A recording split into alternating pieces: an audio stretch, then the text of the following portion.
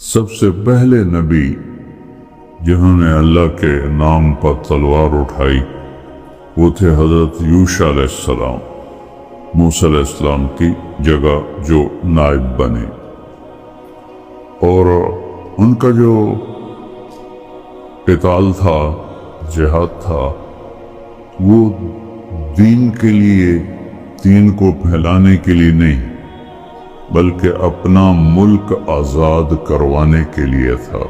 تو اللہ کا دین زندہ ہو اور حق غالب آئے اور باطل مغلوب ہو، اس کے لیے پہلی تلوار اللہ نے ہمارے نبی کو پکڑائی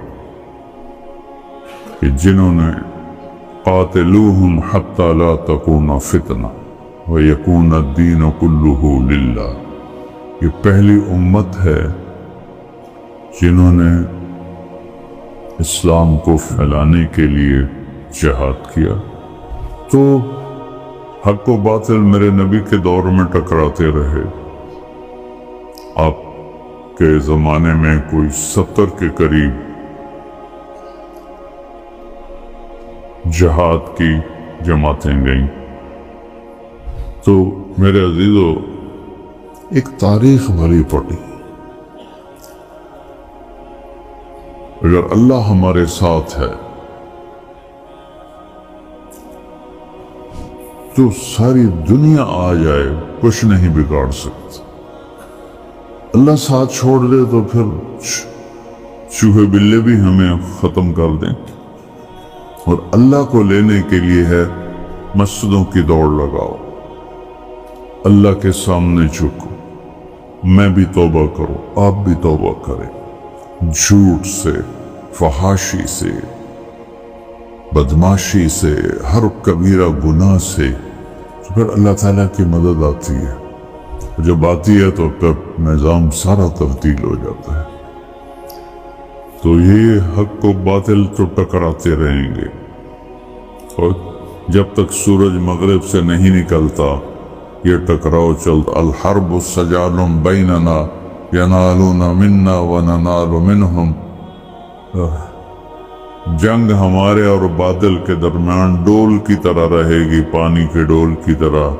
کبھی ڈول ادھر چلا جائے گا، کبھی ڈول ادھر چلا جائے گا، لیکن مسلمان کو کوئی گھاٹا نہیں ہے۔ اس کی شکست بھی فتح ہے کہ وہ شہید ہو کے جنت میں چلا گیا، اور کافر کی فتح بھی شکست ہے کہ وہ جیے یا مرے وہ جہنم میں جائے گا۔ تو ساری قوم سے درخواست ہے کہ نماز کا اہتمام کرے، دعاؤں کا اہتمام کرے، اور کبیرہ گناہوں سے توبہ کرے، اور اپنے اللہ کے سامنے نفل پڑھ پڑھ کر دعا کریں اپنے ملک کے لیے، اپنی قوم کے لیے، اسلام کے لیے، کہ اللہ تعالیٰ ہمیں ان مکار دشمنوں کے شر سے اللہ ہماری حفاظت فرمائے، اور اللہ افواج پاکستان اگر دوبارہ ٹکر ہوتی ہے تو اللہ تعالیٰ کامیابی نصیب فرمائے۔ سب اس کا اہتمام کریں۔ السلام علیکم ورحمۃ اللہ وبرکاتہ۔ بسم اللہ الرحمن الرحیم، والصلاة والسلام علی رسولہ الکریم وعلی آلہ واصحابہ اجمعین۔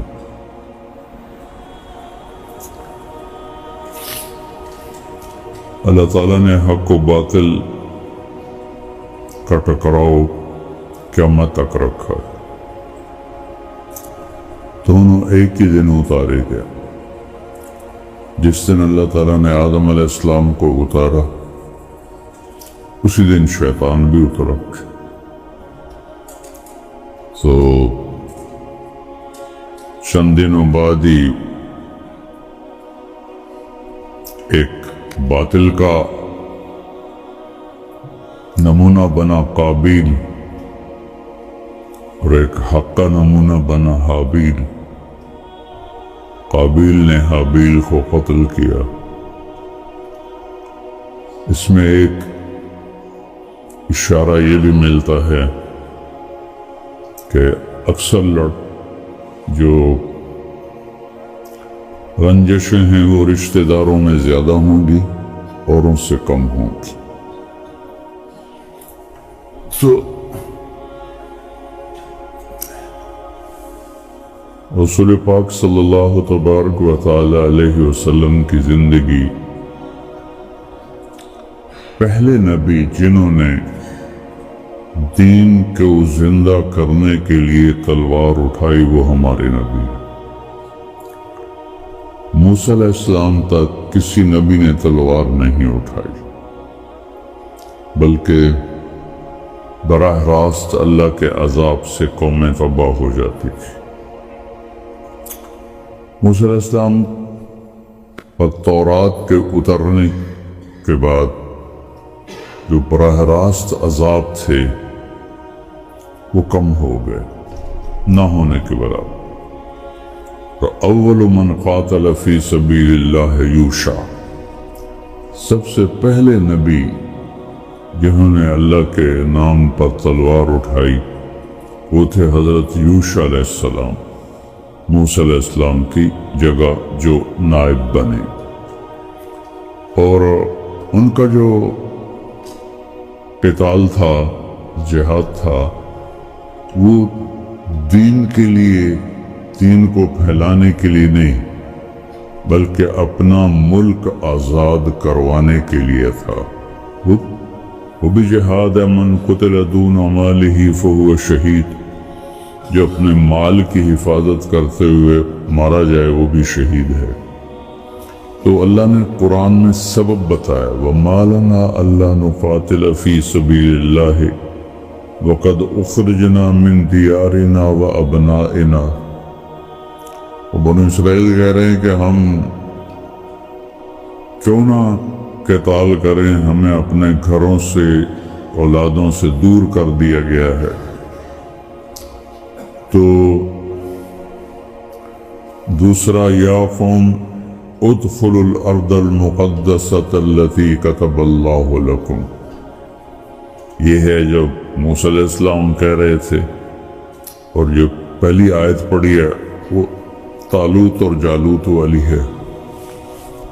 تو اللہ کا دین زندہ ہو اور حق غالب آئے اور باطل مغلوب ہو، اس کے لیے پہلی تلوار اللہ نے ہمارے نبی کو پکڑائی کہ جنہوں نے قاتلوہم حتی لا تکون فتنہ وَيَكُونَ الدِّينُ كُلُّهُ لِلَّهِ، یہ پہلی امت ہے جنہوں نے اسلام کو پھیلانے کے لیے جہاد کیا۔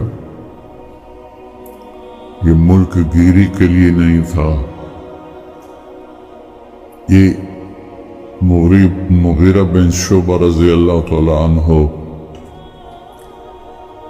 جب ایران کے بادشاہ کو دعوت دینے گئے تو اس نے کہا یزدجرد نے، اگر ہم مسلمان ہو جائیں تو پھر کیا کرو گے؟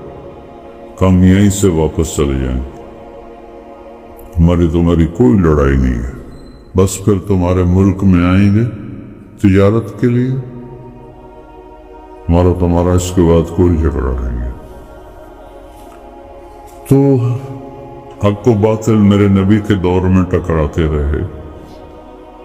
آپ کے زمانے میں کوئی 70 کے قریب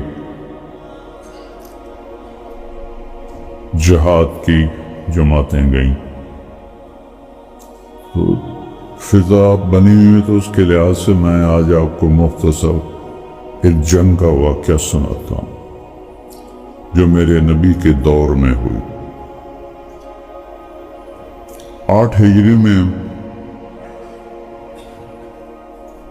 آپ نے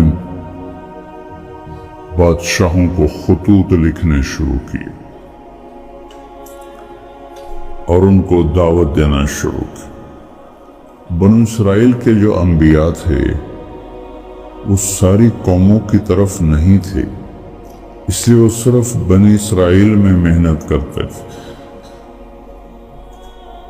ہر قوم کے لیے الگ نبی تھا. لِكُلِّ قَوْمٍ هَادٍ وَإِن مِّنْ أُمَّةٍ إِلَّا خَلَا فِيهَا نَذِيرٌ. تو اللہ تعالیٰ نے ہر قوم قبیلے میں نبی بھیجے. بنو اسرائیل کے نبی صرف بنو اسرائیل کے لیے آتے تھے. ہمارے نبی تھے لِلْعَالَمِينَ نَذِيرًا، سارے عالمین کے لیے. تو آپ نے جو ہمسایہ ملک تھے ان کو خطوط بھیجے کہ ایمان لے آؤ.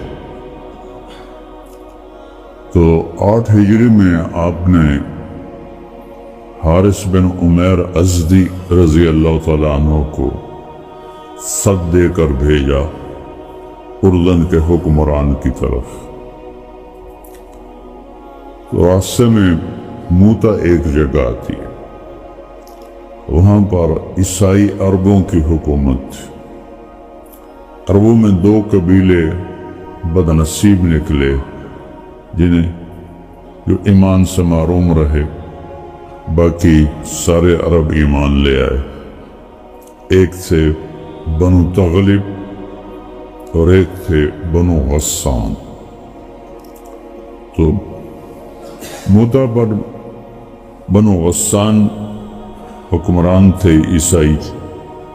تو ان کا اس وقت حاکم تھا شرحبیل بن عمیر الازدی، شرحبیل بن عمر الازدی، شرحبیل بن عمر الغسانی.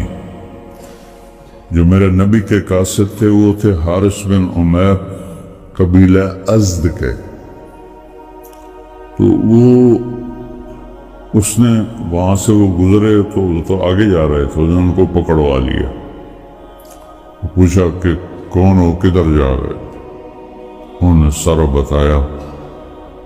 تو سفیر کو قتل کرنا شروع سے ناجائز تھا، غیر قانونی تھا شروع سے.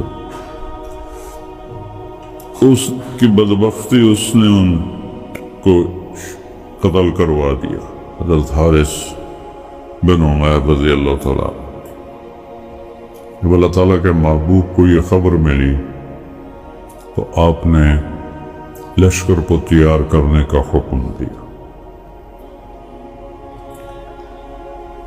اور 3000 کا لشکر تیار کیا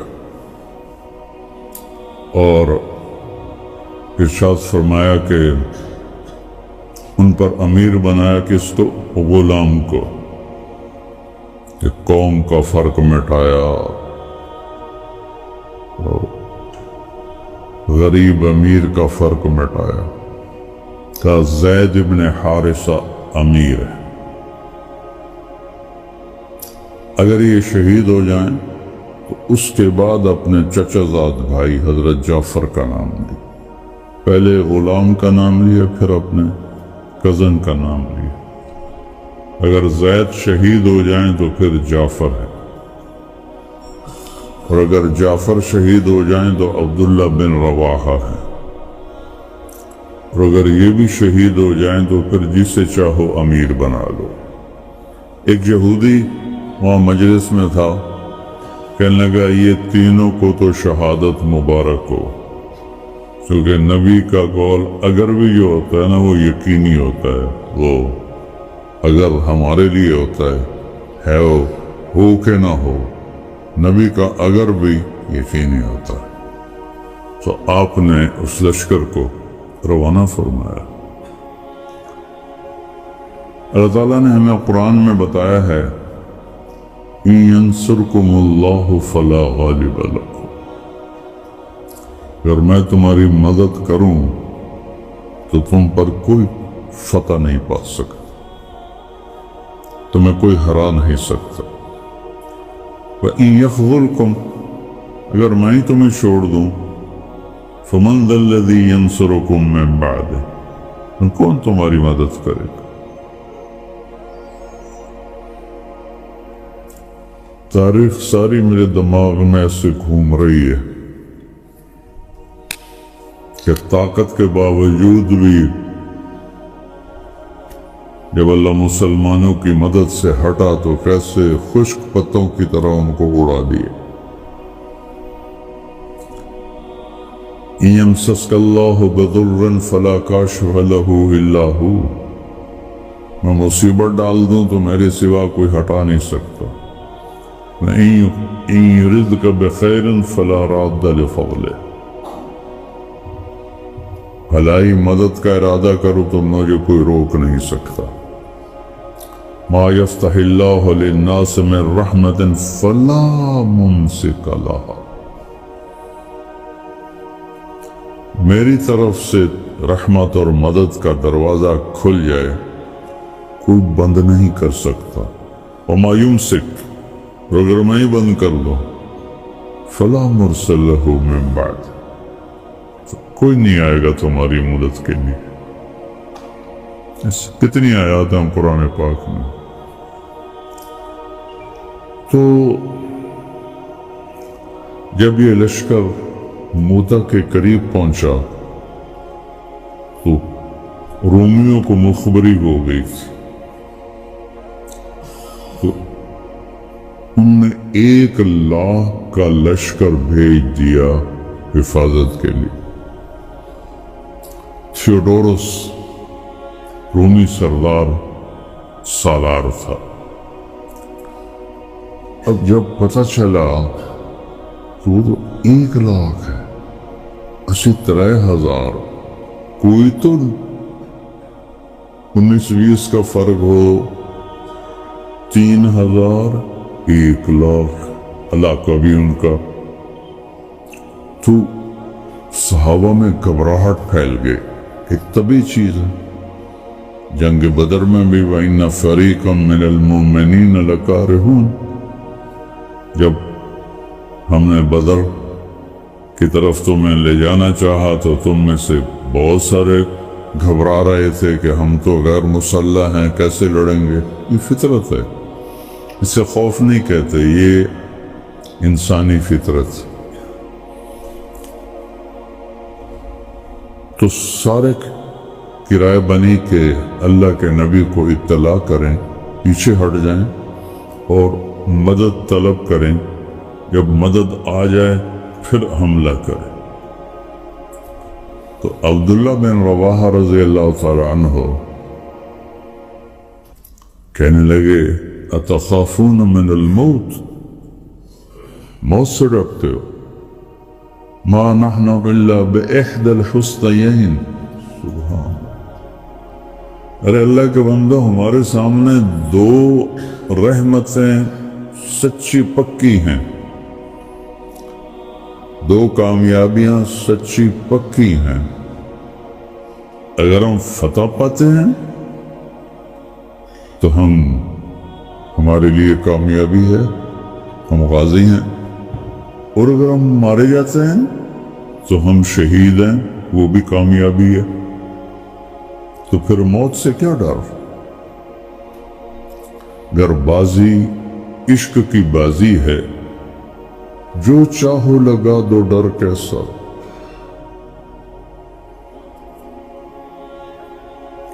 جب عشق کی بازی ہے تو اس میں کیا ڈرنا ہے؟ گر جیت گئے تو کیا کہنا، ہارے بھی تو بازی مات نہیں۔ گر جیت گئے تو کیا کہنا، ہارے بھی تو بازی مات نہیں۔ ہماری تو میدان جنگ میں اللہ کے لیے لڑتے ہوئے موت تو عین مطلوب ہے۔ علامہ اقبال نے کہا تھا شہادت مطلوب مقصود مومن، نہ مال غنیمت نہ کشور کشادی۔ وہ سب کی ہمت بن گئی۔ یہ عجب اسلام کی تاریخ ہے، ایسا کبھی نہیں ہوا کہ اتنے لشکروں سے لڑ جائیں، یہ صرف مسلمانوں نے کیا ہے۔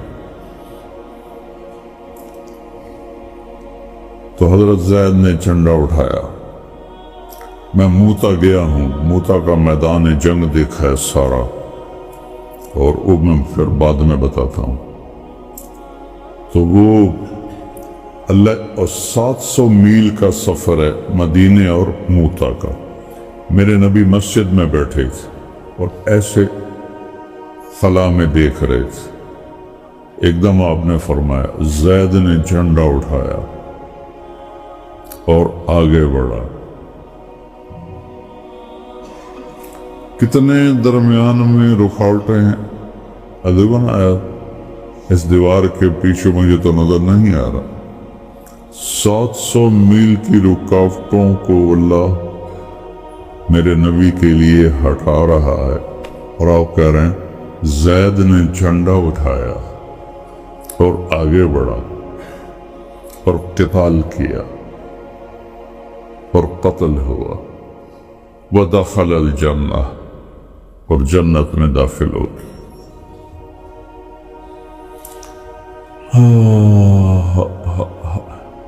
جب اس لشکر کو روانہ کیا، جرف تک آپ ساتھ گئے۔ جرف آخری چوکی تھی جہاں سے لشکر آپ لے جاتے تھے، مسجد نبوی سے 7 میل کے فاصلے پر تھے۔ تو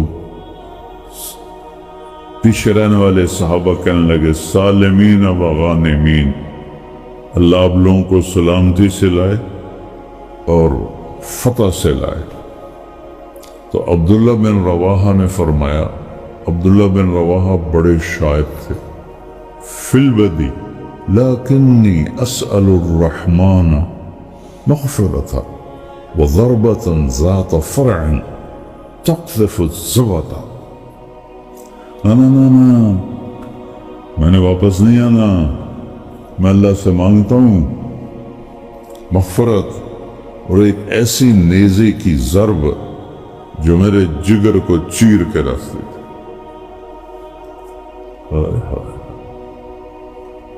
جو اونٹنے پہ سوار ہوئے اور چلے تو زید بن ارقم آپ کے پیچھے بیٹھے تھے۔ وہ جوان تھے، بالکل نوعمری تھی۔ تو عبداللہ بن رواحہ کہہ رہے تھے اذا ادنیتنی وحملت رحلی مسیرت 4 بعد الحسائی فشانک انعم وخلاک ذم ولا ارجع الى اہلی ورادی۔ وہ اپنی اونٹنی کو کہنے لگے، ان سے باتیں کر رہے کہ جب تو مجھے لے کے چلی ہے وہ لمبی مسافت پر، تو سلامت رہے، لیکن یہ تیرا میرا آخری سفر ہے، میں واپس نہیں آؤں گا۔ تو حضرت زید بن ارقم رونے لگے، تو ان کو انہوں نے ایسے کون نہیں ماری، ایسے پیچھے ایسے کیوں روتا ہے؟ اللہ مجھے شہادت دے اور تو غنیمت لے کے واپس جائے تو یہ کوئی گھاٹے کا سودا ہے؟ دیکھو جنہوں نے مرنے کا ارادہ کیا انہیں ہرانا بڑا مشکل ہوتا ہے۔ خالد بن ولید اور طلحہ جھوٹے نبی کی جنگ ہو رہی تھی، تو طلحہ اپنے سالار سے کہتا ہے وہ ہیں بھی تھوڑے اسی ہاں بھی زیادہ تو سانوں بھی ماری جان دیں، ان کا گل کی ہے؟ تو اس کے سالار نے کہا وہ جو ادھر ہے نا ان میں سے ہر آدمی یہ چاہتا ہے میں پہلے مر جاؤں دوسرا بعد میں مرے، اور ہم میں سے ہر ایک یہ چاہتا ہے پہلے اگلا مرے پیچھے میں مرا، ان سے کون لڑے گا؟ تو انہوں نے کہا ایسے کون نماز وہ حق کیوں روتا ہے؟ مجھے شہادت مل جائے، تو میری اونٹنی لے کے واپس جائے تو اس میں کیا دونوں کا مزہ ہے۔ تو جب حضرت زید شہید ہو گئے تو پھر آپ نے فرمایا اب جھنڈا جعفر نے اٹھایا۔ جعفر آپ کے چچا زاد بھائی تھے،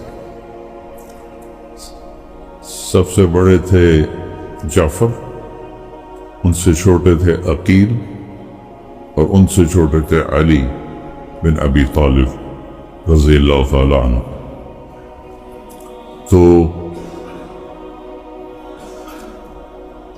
ان پر وار کیا کہ رومی نے ہاتھ کاٹ دیا۔ آپ نے کہا جعفر کا ہاتھ کٹا، اس نے جھنڈا دوسرے ہاتھ میں پکڑ لیا۔ کیا نظر ہے میرے نبی کی! ہم اس کی بات کو جھٹلا کر اپنے علم پہ چلتے ہیں، ہم سے کوئی بڑا بیوقوف کوئی ہوگا؟ ایک نے دوسرا ہاتھ بھی کاٹ دیا، اس نے جھنڈا سینے سے لگا لیا تو اس کو 2 ٹکڑے کر دیا، وَدَخَلَ الْجَنَّةَ، اور جنت میں داخل ہو گئے۔ بعد کی بات یہاں نہیں، ایک اور موقع پر آپ نے فرمایا کہ اللہ نے جعفر کے کٹے بازوؤں کے بدلے اسے 2 پر عطا کیے ہیں جس سے وہ پوری جنت کی سیر کرتا ہے اور اڑتا پھرتا ہے، اس لیے ان کا نام جعفر طیار کہلایا، جعفر طیار۔ اس کے بعد حضرت عبداللہ بن رواحہ ایک کونے میں تھے پچھڑ، اور 3 دن سے کچھ کھایا نہیں تھا، تو ایک گوشت کا ٹکڑا منہ میں تھا تو آواز لگی،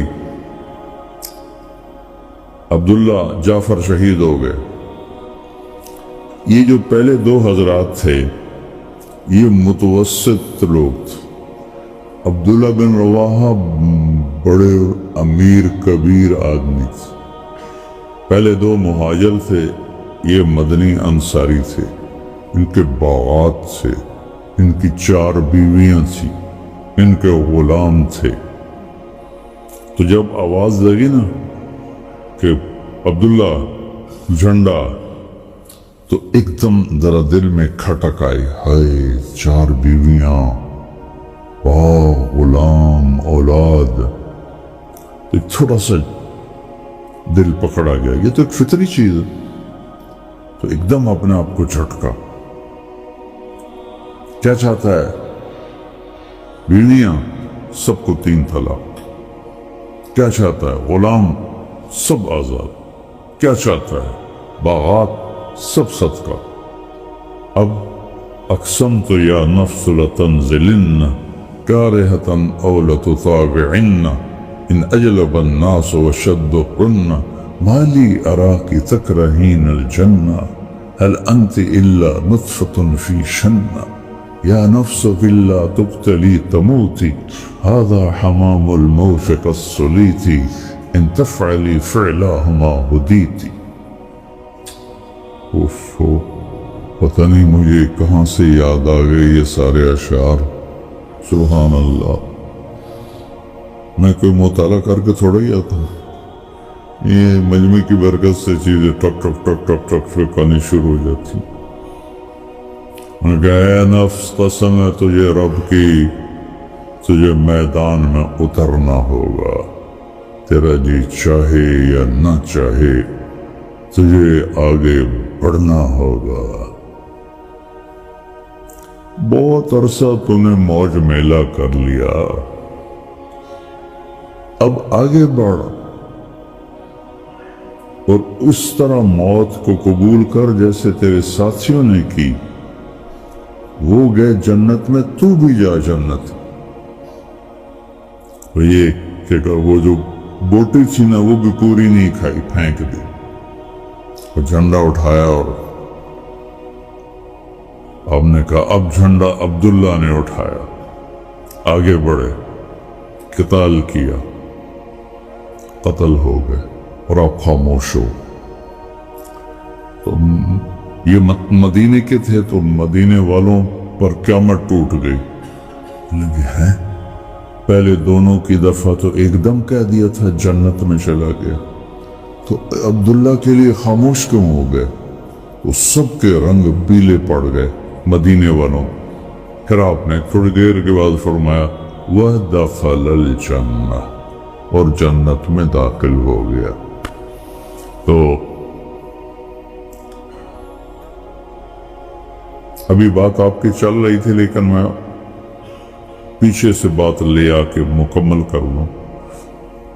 مدینے والوں نے پوچھا یا رسول اللہ آپ نے عبداللہ کے بارے میں دیر سے کیوں کہا، تھوڑا وقفہ کیوں کیا؟ کہا اس کے دل میں تھوڑی کھٹک آ گئی تھی، بیوی بچے غلام، تو اس لیے تھوڑی سی دیر ہوئی اس کو جانے میں، وہیں پہنچو۔ اب جھنڈا گر گیا تو ثابت بن اکرم انصاری ایک بدری صحابی، ہاں ان سے واقع، جب لشکر آمنے سامنے ہوئے تو ابو ہریرہ رضی اللہ عنہ کی پہلی جنگ تھی یہ اسلام کے بعد، اور آگے 1,30,000 ان کا ایک رنگ آئے ایک جائے، ایک آئے ایک جائے، تو ان کے ساتھ کھڑے تھے ثابت بن اکرم رضی اللہ عنہ، اکرم قاف کے ساتھ۔ انہوں نے ایسے دیکھا کہ ابو ہریرہ کانک ترا جموعا کثیرا، لگتا ہے یہ بڑے لشکر دیکھ کے ڈر رہے ہو؟ کہنے لگا ہاں ڈرتا سا۔ ہم نے کہا ما شہدت معنا بدرا، تو بدر میں ہمارے ساتھ نہیں تھا، انا لا ننصر بالکثرہ، ہماری مدد عدد میں نہیں ہوتی، اوپر سے ہوتی ہے۔ اگر تو بدر میں ہوتا تو یہ پرواہی نہ ہوتی۔ تو انہوں نے جھنڈا اٹھا لیا کہ یہ جھنڈا پکڑو، کسی کو پکڑاؤ، تو سب نے کہا تو بدری آدمی تو پکڑ۔ انہوں نے کہا میرے بس کا نہیں ہے، میں نہیں اٹھا سکتا۔ اب افراتفری ہو گئی، اللہ کے نبی بھی خاموش ایسے خلا میں دیکھ رہے ہیں۔ بیچ میں کوئی بولا، چونکہ جنگ تھی تو پتہ نہیں کون بولا، بیچ میں کوئی بولا صحابی خالد بن ولید کو پکڑاؤ۔ تو ایک دم سب نے کہا ہاں خالد کو، خالد کو، خالد کو۔ خالد بن ولید کی بھی پہلی جنگ تھی اسلام کے بعد۔ کہنے لگے بھائی میں نیا مسلمان ہوں اور پہلی میری جنگ ہے، مجھے بخشو، کسی اور کو پکڑاؤ۔ سب متفق ہو گئے کہ نہیں، تو ہی پکڑ، تو ہی پکڑ، تو ہی پکڑ۔ انہوں نے ایسے جھنڈے کو لہرایا اور تلوار کو یوں اٹھایا تو میرے نبی اس وقت بولے اب اللہ نے اپنی تلواروں میں سے ایک تلوار کو باہر نکال لیا ہے۔ الآن صلی اللہ صوت کے ساتھ نہیں، سین کے ساتھ، صلی اللہ سیفا من سیوفہ، اب اللہ نے اپنی تلواروں میں سے ایک تلوار کو نکال۔ کیا بدبخت لوگ ہیں جو ایسے لوگوں پر بھی وہ برا بھلا کہتے۔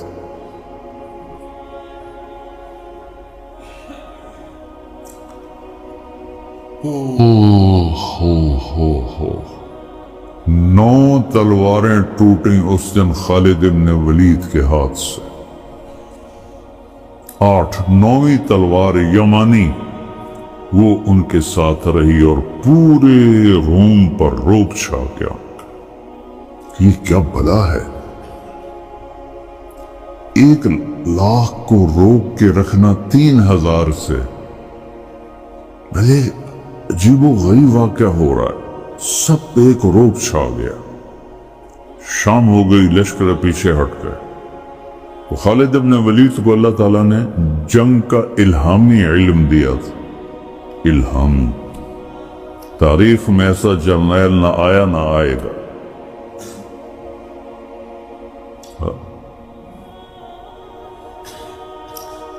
کیا کیا انہوں نے رات کو؟ موتا کے میدان کے پیچھے پہاڑ ہے سعودیہ کے راستے کی طرف، تو انہوں نے سارے پہاڑوں پہ آگ جلوا دی۔ سرد علاقہ ہے، آگ جلوانے کا مطلب تھا کہ نیا لشکر آ گیا ہے جو آگ جلا رہا ہے، کیونکہ پہلے تو آگ نہیں جلی تھی۔ تو یہ جو پہاڑوں پہ آگ رومیوں نے دیکھی نا، ان کا اللہ ہے بھائی یہ تو کوئی اور لشکر بھی آ گیا ہے، تو تھوڑے جائے نہ سنبھالے جاندے پہ انہیں نانو کے میں سنبھالاں گا۔ یہ ایک جنگی ٹیکنیک تھی۔ صبح کیا کیا، 100 صحابہ گھوڑ سوار پیچھے چھپا دی اور فرمایا ہر تھوڑی دیر کے بعد 10 سوار تکبیر کے نعرے لگاتے ہوئے آئیں اور آ کے حملہ آور ہو۔ اور تیسرا کیا کیا کہ لشکر کی ترتیب بدل دی۔ جتنے آگے تھے نا دائیں طرف، ان کو بائیں طرف کر دیا، جو بائیں طرف تھے ان کو دائیں طرف کر دیا، جو درمیان میں تھے ان کو پیچھے کر دیا، جو پیچھے تھے ان کو آگے کر دیا۔ اب رات کو انہوں نے دیکھی آگ، صبح دیکھا یہ تو کوئی ہور کھلوتن کا لالے کوئی نہیں، مزید حوصلہ ان کا پست ہو گیا۔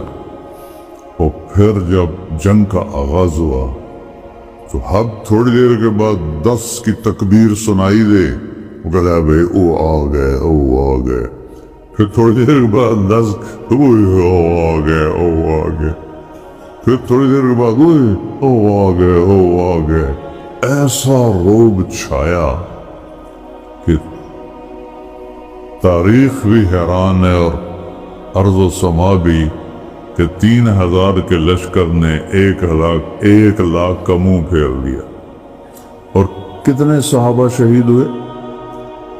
1,03,000 سے 2 دن لڑتے رہے۔ کتنے شہید ہوئے؟ 14، ٹوٹل 14۔ اور ان کے کتنے مارے گئے؟ چونکہ وہ خالد بن ولید نے لشکر کو پیچھے ہٹا لیا کہ مسلسل 1 لاکھ کے سامنے کھڑے ہونا مناسب نہیں ہے، تو اپنے لشکر کو پیچھے ہٹا لیا۔ تو رومیوں میں جرأت نہیں ہوئی کہ ان کے پیچھے جاتے، تو وہ گنے نہیں گئے۔ یہ میں نے کئی کتابوں میں دیکھا تھا، لیکن چونکہ جنگ میں جب کھڑے رہتے تھے تو پھر گنتے تھے، تو وہ اتنا مجھے یاد ہے، کئی ہزار رومی، کئی ہزار، اور صحابہ صرف 14۔ میں 14 کی قبروں پہ گیا۔ پھر ہم حضرت زید بن حارثہ اور عبداللہ بن اور جعفر بن ابی طالب کی قبروں پر گئے۔ وہ دونوں کی قبریں کٹھی ہیں، موسیٰ میں ہیں، ان کے مزار ہیں۔ تھوڑا سا ہٹ کے حضرت عبداللہ بن رواحہ کا مزار ہے۔ تو وہاں جا کر ہماری جماعت گئی تھی 1991 میں، جنوری کا مہینہ تھا اور برف کی انتہا تھی۔ تو میرے عزیزو، ایک تاریخ بھری پڑی۔ اگر اللہ ہمارے ساتھ ہے تو ساری دنیا آ جائے، کچھ نہیں بگاڑ سکتی۔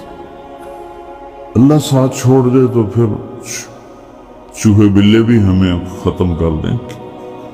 اور اللہ کو لینے کے لیے ہے، مسجدوں کی دوڑ لگاؤ، اللہ کے سامنے جھکو، میں بھی توبہ کروں، آپ بھی توبہ کریں، جھوٹ سے، فحاشی سے، بدماشی سے، ہر کبیرہ گناہ سے، پھر اللہ تعالیٰ کی مدد آتی ہے۔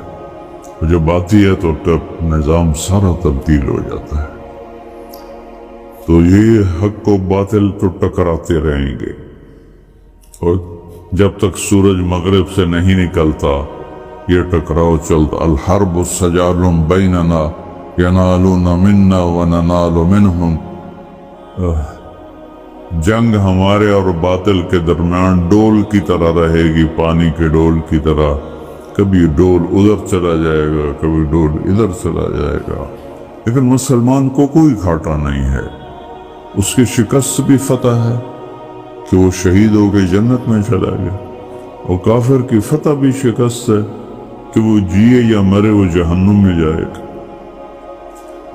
تو ساری قوم سے درخواست ہے کہ نماز کا اہتمام کرے، دعاؤں کا اہتمام کرے، اور کبیرہ گناہوں سے توبہ کرے، اور اپنے اللہ کے سامنے نفل پڑھ کر دعا کریں اپنے ملک کے لیے، اپنی قوم کے لیے، اسلام کے لیے، کہ اللہ تعالیٰ ہمیں ان مکار دشمنوں کے شر سے اللہ ہماری حفاظت فرمائے، اور اللہ افواج پاکستان اگر دوبارہ ٹکر ہوتی ہے تو اللہ تعالیٰ